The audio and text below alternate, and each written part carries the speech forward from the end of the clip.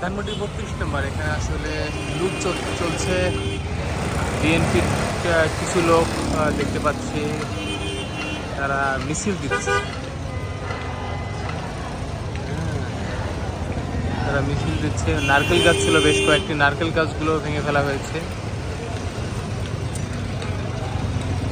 তো এই অবস্থা। এবং হুজুরদের দেখতে পাচ্ছি বেশ কিছু। জুমার নামাজ শেষে সবাই নামাজ পড়ে আসলে এখানে এসেছে।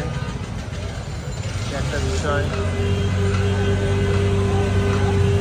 যে যার মতো যা পাচ্ছে আসলে নিয়ে যাচ্ছে।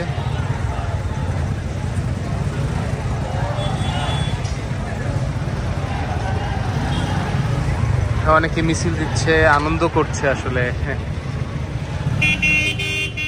কে কিভাবে লুট করছে সেটা দেখতে এসেছে, কি পরিণতি সেটাও দেখতে এসেছে অনেকে।